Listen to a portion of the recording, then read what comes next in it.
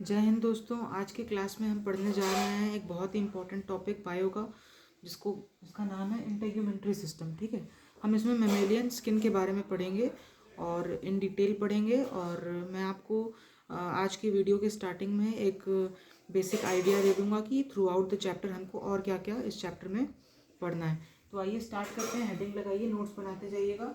Integumentary system, और इसमें आपको सबसे पहली बात तो पढ़नी है स्ट्रक्चर ऑफ इंटेग्यूमेंट्री सिस्टम। दूसरा चीज हमें पढ़ना है फंक्शन, और तीसरा चीज हमें पढ़ना है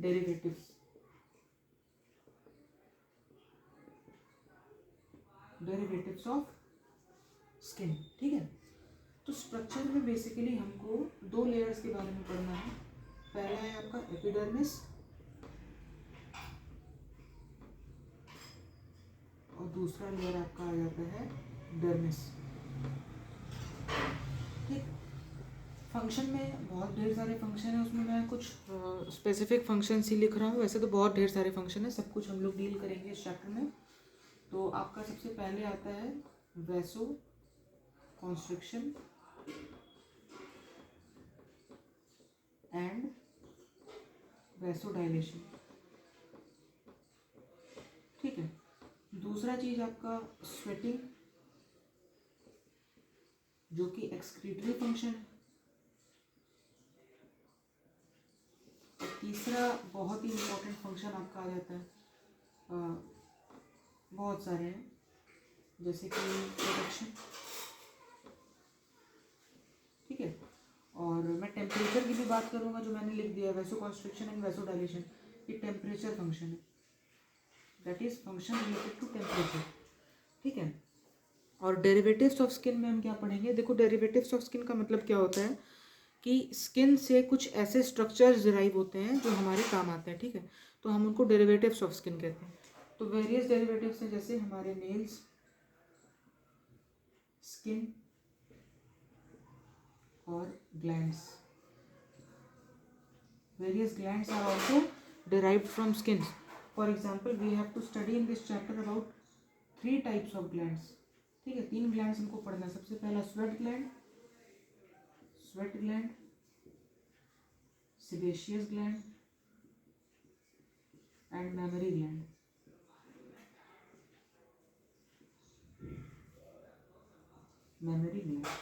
तो हमारा चैप्टर कुछ इस प्रकार से आगे बढ़ेगा। हम सबसे पहले स्ट्रक्चर ऑफ स्किन के बारे में पढ़ेंगे, फंक्शन ऑफ स्किन के बारे में पढ़ेंगे, और फिर उसके डिफरेंट डेरिवेटिव्स के बारे में पढ़ेंगे। तो चलिए स्टार्ट करते हैं आज का लेक्चर स्ट्रक्चर ऑफ स्किन से। हेडिंग लगाइए, स्ट्रक्चर ऑफ स्किन।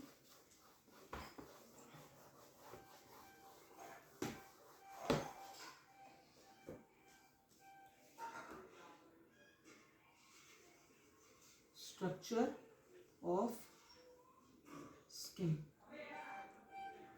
देखो, सबसे पहला लेयर जो आउटर मोस्ट होता है वो है एपिडर्मिस।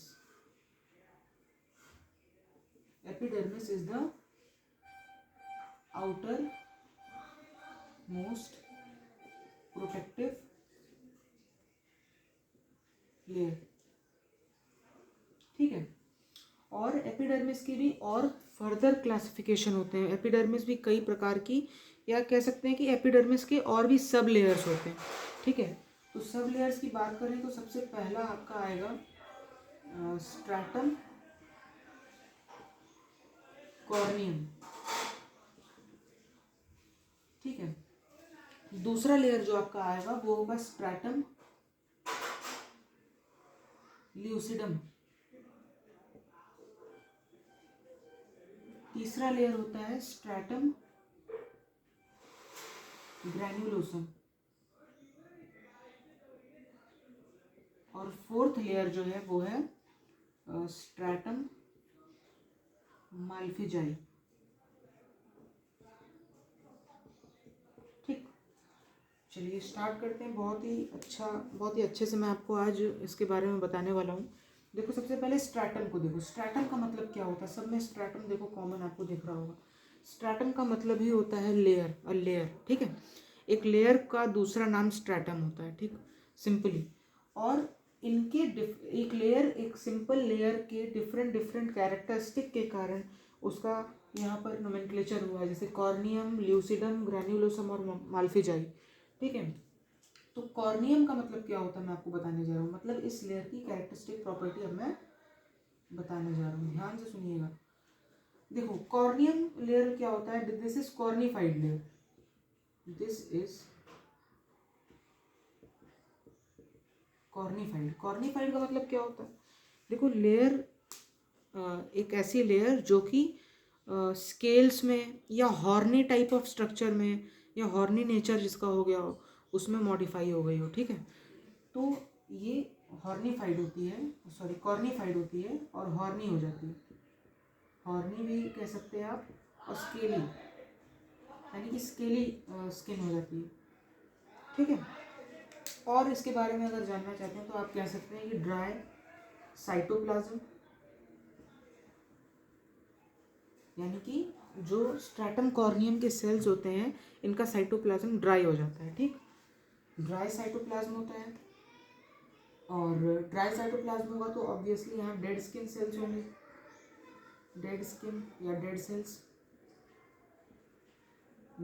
Are present. और डेड सेल्स का मतलब क्या, केरेटिनाइज्ड सेल्स होते हैं। देखो आप जानते होंगे कि हमारे बॉडी में हमारे हेयर्स हो गए, नेल्स हो गए, सभी कुछ जो है हमारी केरेटिन प्रोटीन से बनी होती है। तो यहाँ पर जो भी सेल्स होते हैं वो केरेटिनाइज्ड होते हैं। केरेटिनाइज्ड का मतलब made up of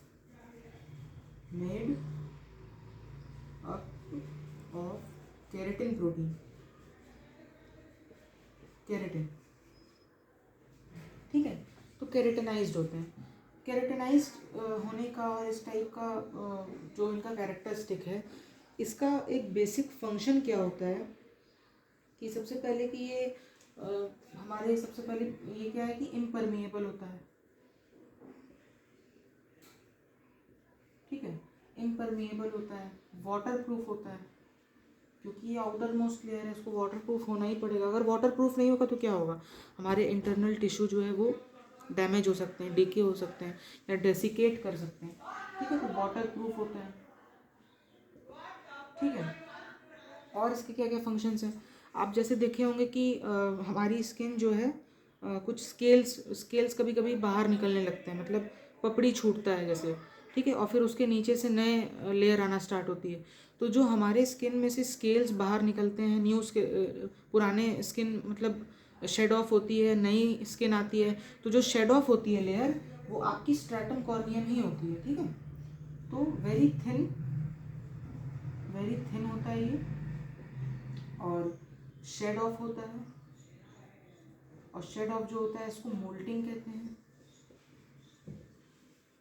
the mechanism of shedding of this layer in the form of scales is known as moulting. अब सोचो शेड ऑफ हो रहा है तो हमारा नुकसान ही तो हो रहा है, लेकिन हमारा कोई नुकसान नहीं होता, क्योंकि ये जब शेड ऑफ होता है तो इतनी थिन लेयर होती है और यहाँ पे कोई ब्लड सप्लाई भी नहीं होती है, तो हमारा कोई नुकसान इसमें नहीं होता और बिल्कुल नेग्लिजिबल, मतलब हमारे लिए बिल्कुल नेग्लिजिबल चीज़ हो जाती है। ठीक है, तो इसका शेडिंग ऑफ बहुत ही नॉर्मल है और no effect, shedding of have no effect on human being. ठीक है, तो ये था स्ट्रैटम कॉर्नियम के बारे में, इतना नोट करिए, फिर स्टार्ट करेंगे स्ट्रैटम ल्यूसिडम।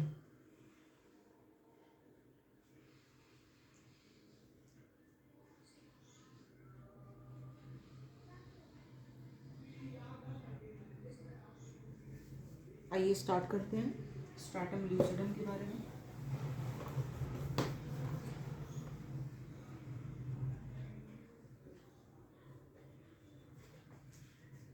देखो स्ट्रैटम ल्यूसिडम जो है ये कहाँ से डिराइव होता है, मैं वहाँ से शुरू करूँगा। इस स्ट्रैटम माल्फिजाई जो है इसको कहते हैं स्ट्रैटम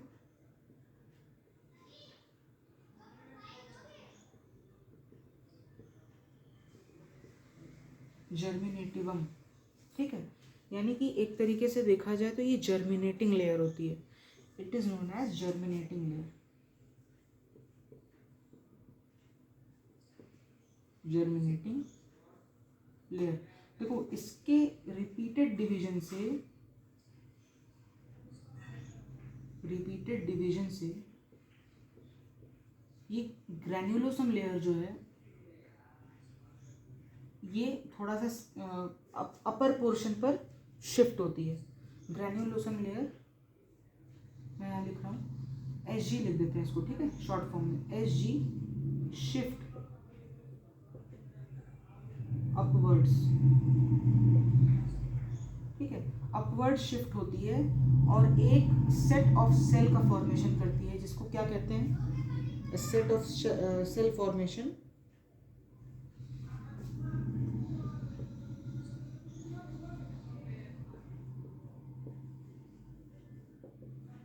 ठीक है, और ये सेट ऑफ सेल जो होते हैं ये ट्रांसलूसेंट होते हैं, ठीक है, ये ट्रांसलूसेंट होते हैं और यही सेल जो है स्ट्रैटम ल्यूसिडम को फॉर्म करते हैं। ठीक है, तो स्ट्रैटम ल्यूसिडम जो है जैसे कह सकते हैं कि इन बिटवीन होता है स्ट्रैटम कॉर्नियम और स्ट्रैटम ग्रैन्युलोसम में। और मैंने आपको इसके फॉर्मेशन का मैकेनिज्म बताया है कि स्ट्रैटम माल्फिजाई या स्ट्रैटम जर्मिनेटिवम मतलब एक ऐसा लेयर, इधर सबसे नीचे वाला लेयर यही होता है एपिडर्मिस में। ठीक है, तो ये क्या होता है, जर्मिनेटिंग लेयर होता है, ये बाकी सारे लेयर्स को बनाता है। ठीक है, तो through repeated division of stratum malpighii stratum granulosum shift upwards, ठीक है, shift upwards and form a set of cell which is translucent in nature and this forms stratum lucidum। ठीक है, तो इतना नोट करिए आप, फिर इसके बारे में आगे बताते हैं।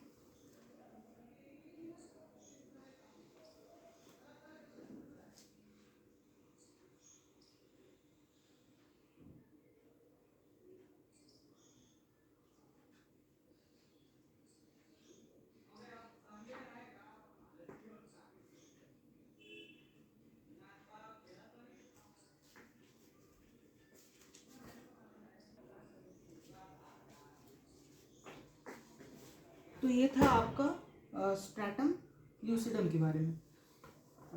बहुत सी बुक्स में स्ट्रैटम ल्यूसिडम के बारे में दिया नहीं होता है, लेकिन मैंने इसको भी इंक्लूड कर दिया। ठीक है, अब जानते हैं स्ट्रैटम ग्रैन्युलोसम के बारे में। देखो स्ट्रैटम ग्रैन्युलोसम जो है ये राउंड सेल्स से कंपोज होता है। ठीक है, इसमें राउंड सेल्स होते हैं, पहली बात। तो दूसरी बात, जो सेल्स होते हैं उनके साइटोप्लाज्म जो होते हैं they have granules, that is granulated cytoplasm. ठीक है, इसमें ग्रैन्युलेटेड साइटोप्लाज्म होता है। और एक और बात मैं बताता हूँ, मैंने अभी बताया था कि स्ट्रैटम माल्फिजाई जो है ये रिपीटेड डिवीजन करती है और ग्रैन्युलोसम को ही ऊपर शिफ्ट करती है, जिसके कारण स्ट्रैटम ल्यूसिडम बनता है। ठीक है, तो इसका एक और ये फंक्शन होता है कि जब ये लेयर स्ट्रैटम कॉर्नियम को भी फॉर्म करती है। ठीक है, तो इट फॉर्म्स स्ट्रैटम कॉर्नियम। देखो ये स्ट्रैटम कॉर्नियम था, ये ल्यूसिडम कुछ देर के लिए इग्नोर कर देते हैं, समझ लो ये ल्यूसिडम है, ट्रांसलूसेंट लेयर। ठीक, और फिर इसके नीचे जो है आपका स्ट्रैटम ग्रैन्युलोसम है ऐसा। ठीक है, तो क्या होगा, मैं ये ल्यूसिडम कुछ देर के लिए इग्नोर कर रहा हूँ। अभी क्या होगा कि जब ये जो है शेड ऑफ करना स्टार्ट होगी ऐसे इन द फॉर्म ऑफ स्केल्स, हाथ में जैसे हमारी स्किन पे पपड़ी छूटती है, न्यू सेल्स बन रहे होते हैं, तो क्या होगा, ये स्ट्रैटम ग्रैन्युलोसम जो है ये स्ट्रैटम कॉर्नियम को फॉर्म करती है। इसके नीचे एक और स्ट्रैटम कॉर्नियम का फॉर्मेशन हो जाएगा और ये ऊपर वाली लेयर जो है शेड ऑफ हो जाएगी। ठीक है, तो it forms stratum corneum and helps in the process of molting। Moulting का मतलब तो मैंने आपको समझा दिया। ठीक है, जो यहाँ पे स्केल्स के रूप में स्किन सेल्स का शेडिंग ऑफ और new skin cell formation through stratum granulosum. ठीक है, नोट करिए।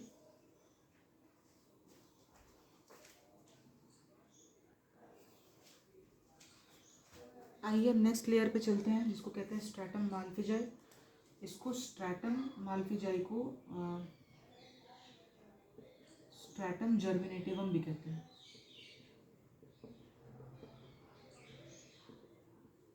ठीक है, स्ट्रैटम जर्मिनेटिवम का मतलब है कि this layer germinates, this layer germinate. Basically germinate कर होने का मतलब ये है कि ये रिपीटेड डिवीजन करती है। ठीक है, रिपीटेड डिवीजन। और रिपीटेड डिवीजन कौन से सेल्स करते हैं? इनमें जो है आपका कॉलुमिनर एपिथेलियम पाई जाती है।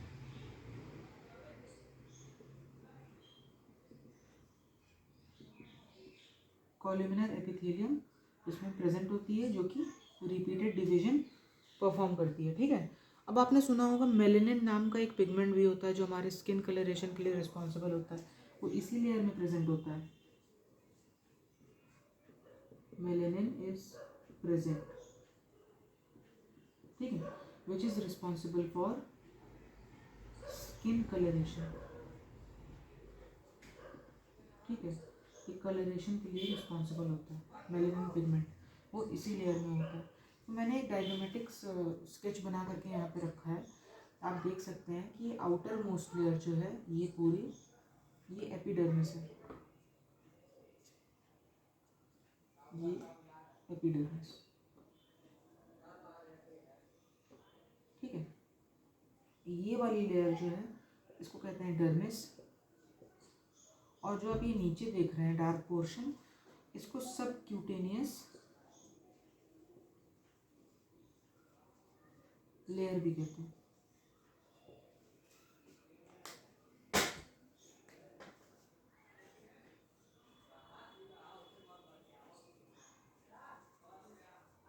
इसको सबक्यूटेनियस लेयर भी कहते हैं। सबक्यूटेनियस का मतलब, सब का मतलब होता है नीचे, क्यूटेनियस का मतलब होता है बिलो द स्किन। क्यूटेनियस का मतलब स्किन, यानी कि बिलो द स्किन, स्किन के नीचे, एपिडर्मिस और डर्मिस के नीचे जो लेयर होती है उसको सबक्यूटेनियस लेयर कहते हैं। ठीक, अब देखो एपिडर्मिस में जो 4 लेयर्स की हमने बात की, ये है आपका स्ट्रैटम कॉर्नियम, ये जो डॉटेड आप देख रहे हैं ये है स्ट्रैटम ल्यूसिडम, और ये लाइन वाली जो आप देख रहे हैं ये स्ट्रैटम ग्रैन्युलोसम है, और ये 4th वाली जो है ये स्ट्रैटम माल्फिजाई। ठीक है, इसको आप बना लीजिए, नोट कर लीजिए या स्क्रीनशॉट ले लीजिए, फिर इसके बाद फर्दर बात करते हैं।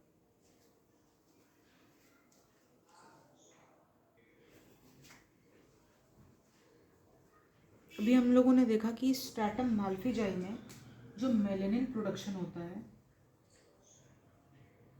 तो ये मेलेनिन के कारण या मेलेनिन के कुछ डिसऑर्डर के कारण या कम हो जाने के कारण या कहीं बढ़ जाने के कारण हमें 2 टाइप के डिजीजेस देखने को मिलते हैं। ठीक है, डिसऑर्डर्स। सबसे पहला है जो आपके सिलेबस में है, that is leucoderma, and second one is albinism. ठीक है, तो बेसिकली ल्यूकोडर्मा क्या होता है? ल्यूकोडर्मा में आपको, जैसे आप देखे होंगे melanin pigmentation is lost somewhere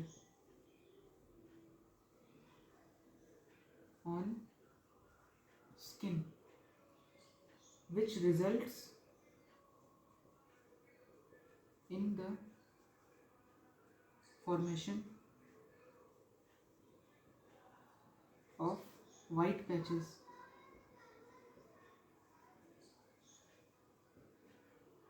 ठीक है, तो वाइट पैचेस आपने कुछ लोगों को देखा होगा कि उनके स्किन पर वाइट पैचेस होते हैं। कुछ स्किन का पार्ट तो नॉर्मल आपको दिखेगा, कहीं कहीं आपको वाइट पैचेस नज़र आएंगे। तो वाइट पैचेस जो हैं ये डिनोट करते हैं ऐसा जगह जहाँ पर मेलेनिन प्रोडक्शन नहीं हुआ है या वहाँ पर मेलेनिन प्रेजेंट नहीं है। ठीक है, और दूसरी चीज़ क्या है? एल्बिनिज्म। एल्बिनिज्म में क्या होता है कि स्किन में मेलेनिन प्रोडक्शन, या इसको ऐसे लिख सकते हैं कि no melanin production,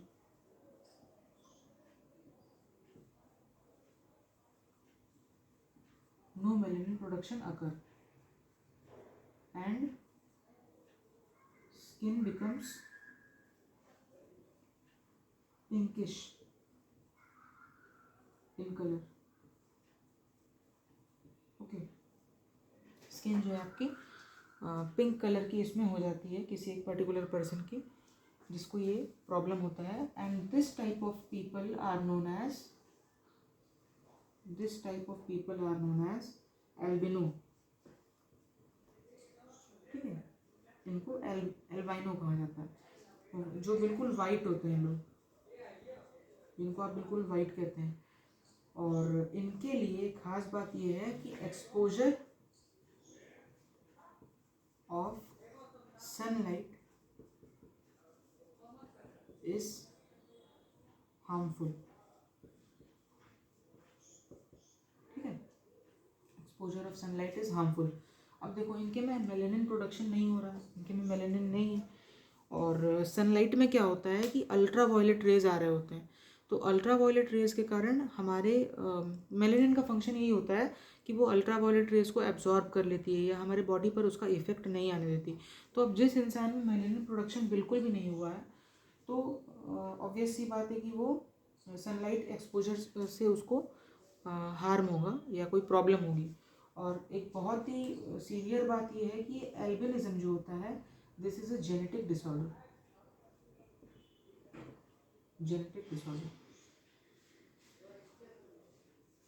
it can be inherited.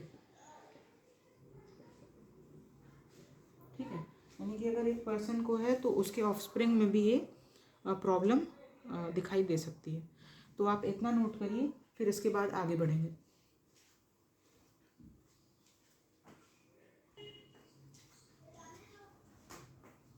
हमने एपिडर्मिस पूरा कंप्लीट कर लिया. एपिडर्मिस में हमने 4 टाइप ऑफ सब लेयर्स के बारे में पढ़ा. सबसे पहला था स्ट्रैटम कॉर्नियम, फिर स्ट्रैटम ल्यूसिडम, फिर उसके बाद स्ट्रैटम ग्रैन्युलोसम, फिर उसके बाद स्ट्रैटम माल्फिजाई. ठीक है, अब हम स्टार्ट करने जा रहे हैं डर्मिस लेयर, जो एपिडर्मिस के नीचे होती है. एपिडर्मिस में हमने ऐसे ऐसे 4 लेयर पढ़े थे, और फिर उसके बाद ये एपिडर्मिस था, ये डर्मिस लेयर, ये एपिडर्मिस, ये डर्मिस. और डर्मिस के नीचे हमें कुछ और भी टिश्यूज़ होते हैं, उनके बारे में पढ़ेंगे. ठीक, तो डर्मिस क्या होता है? Dermis is a thick layer. ठीक है, ये थिक होती है और ये कनेक्टिव टिश्यू और इलास्टिक फाइबर से बनी होती है. देखो, कनेक्टिव टिश्यू क्या करता है, इसको क्या कहते हैं, टफनेस प्रोवाइड करता है. ये बहुत टफ लेयर होती है और इलास्टिक फाइबर्स के कारण ये फ्लेक्सिबल हो जाती है. ठीक है, अब देखो, ये डर्मिस लेयर के बॉटम पर कुछ इस टाइप के पैपिला पाए जाते हैं, इस टाइप के ऐसे. ठीक है, इन पैपिला में इस टाइप के स्ट्रक्चर को पैपिला बोलते हैं. और इन पैपिला में आपके ब्लड कैपिलरीज और नर्व एंडिंग्स प्रेजेंट होते हैं. ठीक है, और ये डर्मिस लेयर के नीचे जो ये वाला पोर्शन होता है, somewhere it is known as adipose tissue. ठीक है, एडिपोज टिश्यू का क्या फंक्शन होता है? It stores large amount